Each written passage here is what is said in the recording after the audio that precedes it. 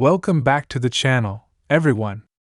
We've got a huge batch of NFL news to break down, and yes, it all ties back to the Dallas Cowboys in one way or another.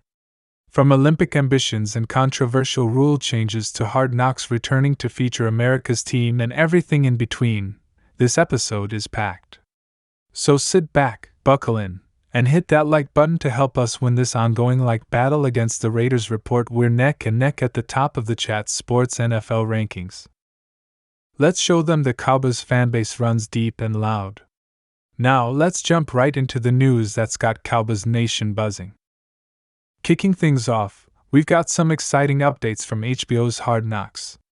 For the 2025 training camp, the Buffalo Bills will take center stage. But here's the bombshell: the in-season version of Hard Knocks will feature the NFC East, and yes, that includes the Dallas Cowboys. This marks the first time in years that the Cowboys will be part of the in-season production, which promises to give fans an exclusive look behind the curtain at what's really happening week to week during the grind of an NFL season. This is more than just entertainment, it's about understanding the DNA of this team.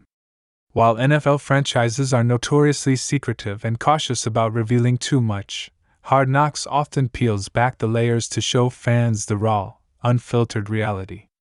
We're talking player personalities, locker room dynamics, coaching philosophies, and those little moments that don't make it to the pressers.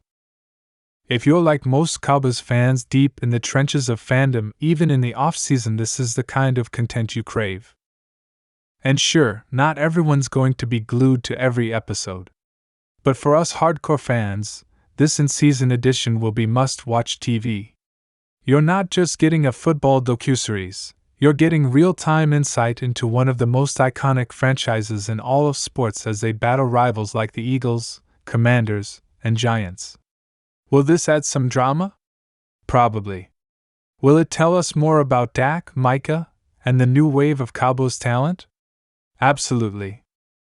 You better believe this will be playing late at night while we're rocking the baby or grinding film. Cowboys fans, this is one show you won't want to miss. Now, shifting from the NFL Network to the global stage, let's talk about something truly groundbreaking.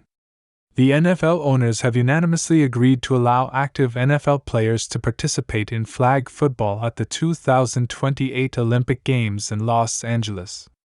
Yes, you heard that right. Football is going global in a big way, and Jerry Jones himself is thrilled about it. According to him, this is a huge opportunity to grow the game internationally, and he's spot on. See, the NFL knows that its future growth isn't rooted in expanding within the United States. Domestically, the league has pretty much maxed out. But globally? There's a massive, untapped audience in Europe, Asia, and beyond. That's why allowing stars to play in the Olympics even in a non-contact flag format is a smart, strategic move. It puts the sport in front of billions of eyeballs and sparks interest where football hasn't traditionally flourished. So, what are the rules for Olympic flag football? It's a 5-on-5 setup, played on a much smaller field 70 yards long by 25 yards wide. Each team can only carry 10 players on the roster. You get a quarterback, a center who acts more like an additional receiver, a few utility players, a rusher, and a couple of defenders. It's fast-paced and more reliant on agility, quickness, and creativity than brute force or deep scheme complexity.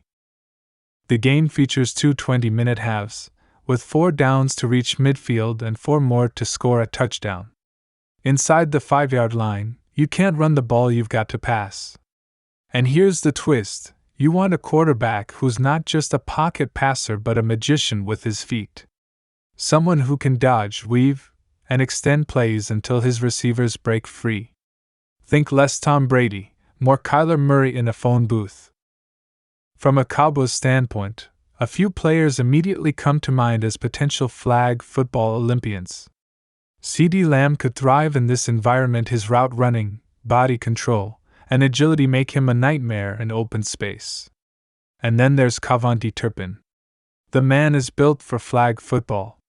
His size becomes irrelevant, and his shiftiness and top-tier acceleration suddenly become superpowers. He'd be like a cheat code in this format. There's also Micah Parsons. Now, would he want to do it? Knowing Micah, absolutely. He has the speed, intensity, and athleticism to be a game wrecker on defense even in flag. But honestly, someone like DeMarvion Overshown may be even better suited. As a blitzer or edge rusher, his ability to explode off the line and disrupt rhythm could prove critical in this kind of setup. And let's not forget about other young, quick players like Darren Bland, or even rookies who could make their mark in the next couple of seasons. We're 3 years out from the 2028 games, so timing is critical. Players need to be in their physical prime, and availability during training camp, yes. Olympic flag football overlaps with NFL training camp is going to be a big factor. One rule that will shape rosters: only one NFL player per team can join the Olympic squad, along with international players. So we won't see a squad full of Cowboys or Chiefs, it's going to be a real mix. International stars like Chase Brown and Sidney Brown of Canada might get their shot, or someone like Denzel Daxon from the Bahamas, if their countries field teams. The Olympic opportunity brings up a deeper conversation. Do we want full-on NFL pros in the games, or should the Olympics stay a place for amateurs? It's a valid debate. The NBA, for example, has normalized pros playing internationally. But NFL players? That's new territory. While it'll be thrilling for fans, it might also create an unfair competitive advantage for Team USA. Then again, the exposure is invaluable. Imagine the Cowboys brand and players being watched by an entirely new global audience. That's a win no matter how you slice it. Let's take this a step further. What if USA Football put on an exhibition where the top NFL flag players face off against the best amateur flag football athletes? That would be a phenomenal showcase and a great way to scout for the Olympic roster. Who knows, maybe a guy from Chat Sports could make the cut. Stranger things have happened. Now let's talk about the Tush Push, or as some call it, the brotherly shove. Once again, NFL owners tried to ban the play, and once again, the proposal failed. This time, the Packers led the charge, claiming the play is dangerous, though there's no real evidence to back that up. The vote tally? 22 in favor, 10 against. But they needed 24 votes for it to pass. That's right, just 2 votes shy. Kind of ironic that the final vote count mirrored the score of a past Eagles-Packers game, 22-10. Coincidence? Maybe. Funny? Absolutely. Interestingly, the entire AFC East voted to keep the Tush Push. Even teams like the Bills, who ran the play often last year, weren't on board with banning it. The teams that voted against the ban included the Eagles, no surprise, Ravens, Browns, Lions, Dolphins, Patriots, Saints, Jets, Titans, and Jaguars.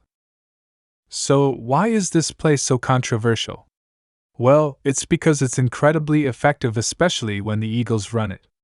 ESPN reports an 86% success rate for the Eagles on the Tush Push. League-wide, it's about 76%.